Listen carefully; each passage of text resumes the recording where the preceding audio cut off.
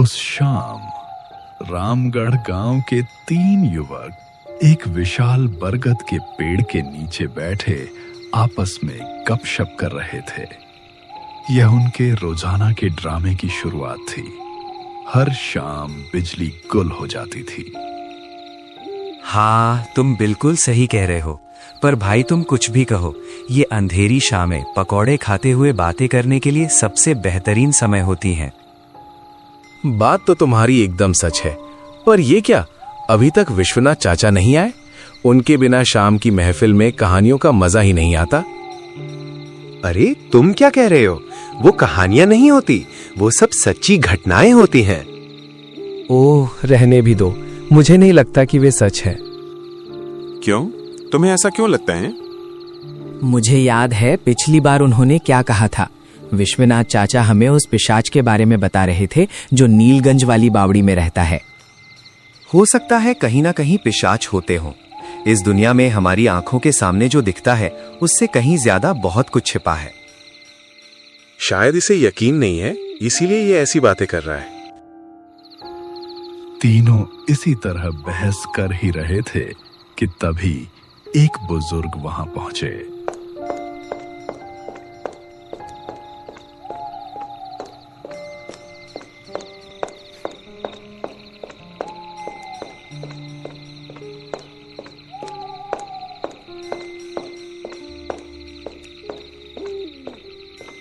कैसे हो बच्चों, क्या हालचाल है? आज फिर गोधूली वेला होते ही बिजली चली गई। ओ देखिए, विश्वनाथ चाचा आ गए और हम यहाँ बिजली की कटौती का रोना रो रहे थे। छोड़िए चाचा, आप बस बैठ जाइए। हम अभी आपके बारे में ही बात कर रहे थे। हमें लगा शायद आज आप नहीं आएंगे। अगर आप नहीं आते तो हमारी गपशप अधूरी रह जाती। मैं उम्र में तुम सबसे बड़ा हूँ, लेकिन तुम जैसे नौजवानों के साथ बैठकर गपशप करने का एक अलग ही आनंद है। मुझे उन बुढ़ों के साथ बैठकर दूसरों की बुराई करना पसंद नहीं है। लीजिए चाचा, ये गर्मा गर्म मुड़ी पकौड़े खा लिया। वाह, इस सुहावनी शाम में इन गरम गरम पकौड़ों का स्वाद ही कुछ और है। तो विश्वनाथ चाचा, आज आप हमें अपने जीवन का कौन सा किस्सा सुनाएंगे? चाचा, क्या आपने कभी अपनी आंखों से कोई भूत देखा है? विश्वनाथ चाचा ने कुछ देर सोचा और फिर बोलना शुरू किया। तुम्हें लग सकता है कि जो घटनाएं मैं तुम्हें सुनाता हूं वे सब मनगढ़ंत हैं, पर ऐसा बिल्कुल नहीं है। एक डॉक्टर के तौर पर मैंने इस दौरान कई अलग अलग जगहों पर वक्त बिताया है। वहां मुझे बहुत से अलग अनुभव हुए हैं और आज मैं तुम्हें वही बताऊंगा। सच में चाचा, आपकी सुनाई कहानियां किसी को भी डरा सकती हैं।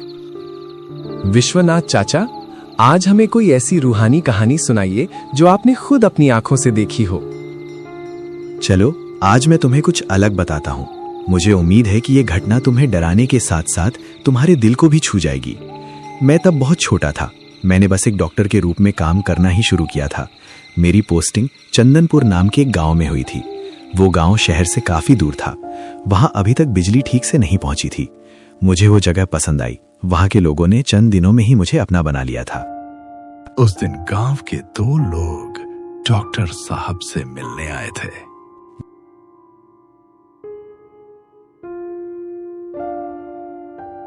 डॉक्टर साहब, आपको हमारा गांव कैसा लग रहा है? ये बहुत अच्छी जगह है। आपका गांव बहुत शांत और सुंदर है। तो डॉक्टर साहब, क्या आपको यहाँ रहने में कोई परेशानी हो रही है?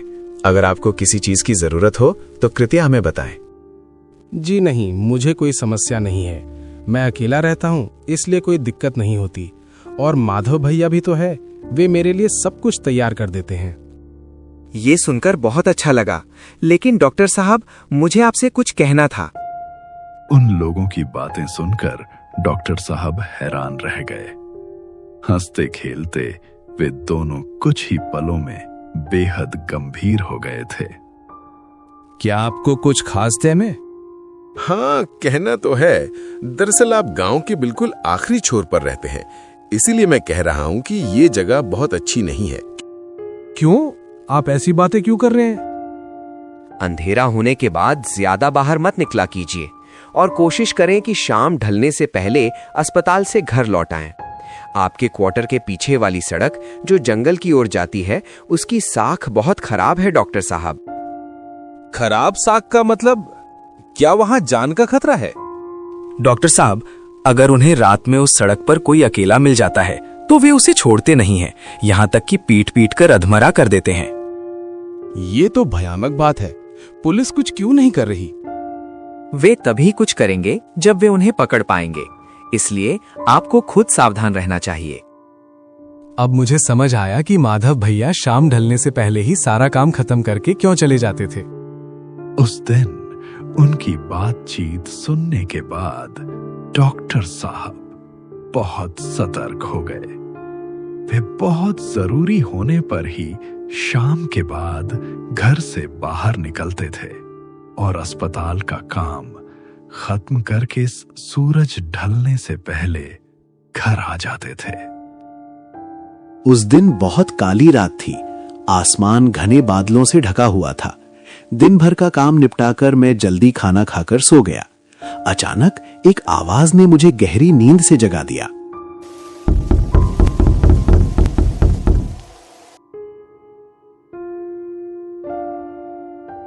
डॉक्टर साहब, क्या आप सो गए? बहुत जरूरी काम है डॉक्टर साहब, कृपया एक बार दरवाजा खोलिए। गहरी नींद से जागने के बाद मुझे थोड़ा गुस्सा आया। रात के इस पहर मुझे कौन बुला रहा है? मैं पल भर के लिए भूल गया था कि मैं एक डॉक्टर हूं। अपना काम याद आते ही मुझे लगा कि कोई मुसीबत में ही इस वक्त मेरे पास आया होगा। यही सोचकर मैं बिस्तर से उठा और दरवाजा खोला।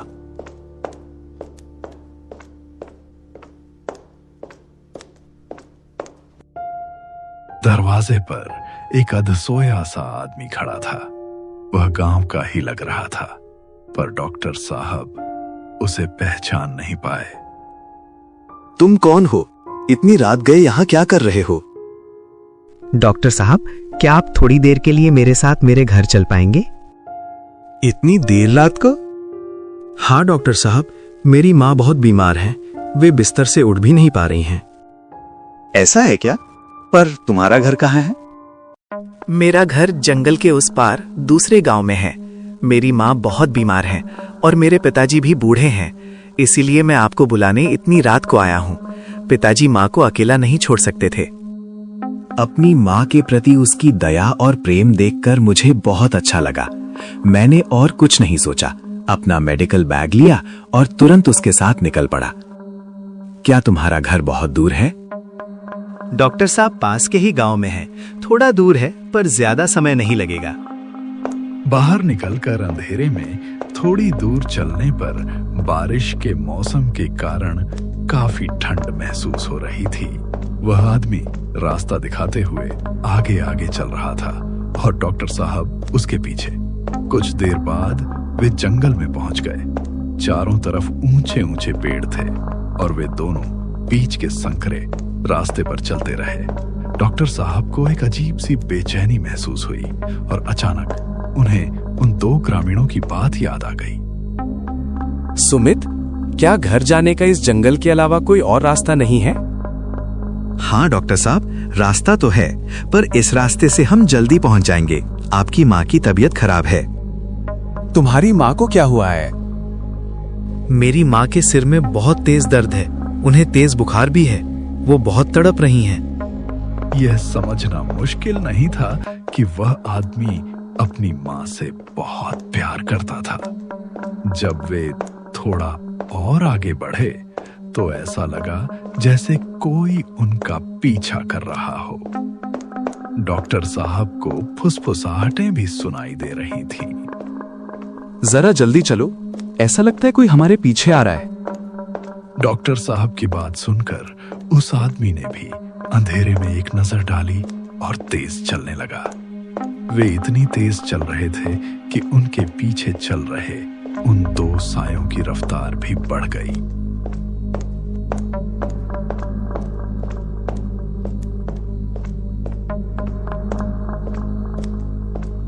ओए तुम दोनों, रुको कह रहा हूं। ओए, तुम्हारे पास जो कुछ भी है जल्दी निकालो, वरना लाश बिठा दूंगा।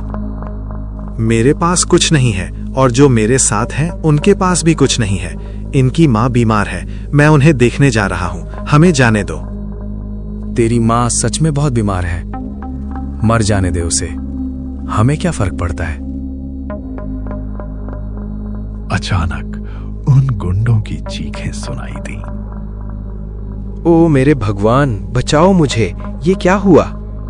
वे दोनों गुंडे चिल्लाते हुए भाग गए। ये दोनों गुंडे चीखते हुए क्यों भागे? उन्हें शायद अपनी गलती का एहसास हो गया होगा और वे चले गए। अब आप जल्दी चलिए डॉक्टर साहब, बहुत देर हो रही है। पता नहीं माँ कैसी होंगी।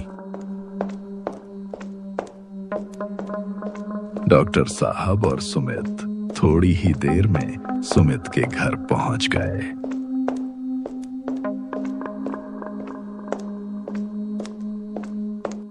वो हमारा घर है, आप अंदर जाइए, मैं यहीं बाहर हूं।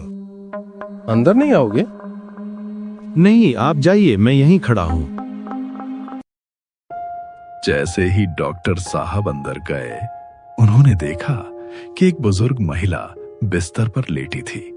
उनके चेहरे पर दर्द साफ झलक रहा था और उनके बगल में एक बुजुर्ग व्यक्ति बैठा था। वे सुमित के माता पिता ही थे। डॉक्टर साहब पहली नजर में ही समझ गए कि वह बहुत बीमार थी। डॉक्टर साहब, मैं बता नहीं सकता है कि आप यहाँ आकर हम पर कितना बड़ा उपकार किया है। स्थिति इतनी गंभीर थी कि मैं उन्हें अस्पताल ले जाने की हिम्मत नहीं जुटा पा रहा था। इन्हें बहुत तेज बुखार है। इस हालत में इन्हें अभी अस्पताल ले जाना नामुमकिन है। मैं इन्हें एक इंजेक्शन दे देता हूँ। मुझे उम्मीद है कि इससे अभी के लिए आराम मिल जाएगा। बिना समय गंवाए डॉक्टर साहब ने इंजेक्शन लगा दिया। आधे घंटे के भीतर ही महिला की हालत में सुधार होने लगा। आप सच में देवता हैं डॉक्टर साहब। चिंता मत कीजिए, सुबह तक ये बिल्कुल ठीक हो जाएंगी। और मैं देवता नहीं हूँ, पर आप बहुत भाग्यशाली हैं कि आपको सुमित जैसा बेटा मिला है। सुमित? हाँ, सुमित ही मेरे घर आया था। उसने मुझे बताया कि उसकी माँ बहुत बीमार है। ये सुनकर मैं तुरंत चला आया। अपनी माँ के बारे में सोचकर ही सुमित आपको बुलाने आया था। आप क्या कह रहे हैं? क्यों? क्या हुआ? बुजुर्ग व्यक्ति हैरान रह गया। उसने एक पुराने संदूक से एक फोटो निकाली और डॉक्टर साहब को दिखाते हुए कहा, देखिए, क्या इसी ने आपको बुलाया था? फोटो देखते ही डॉक्टर साहब ने सुमित को तुरंत पहचान लिया।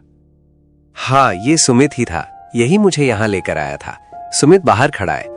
मैंने उसे अंदर आने को कहा था, पर उसने कहा कि वो बाहर ही रहेगा। सुमित, अंदर आओ बेटा। अपनी माँ को देखो, वो ठीक है। बाहर से कोई जवाब नहीं आया। नहीं, वो अब कभी नहीं दिखेगा। उसका काम पूरा हो गया।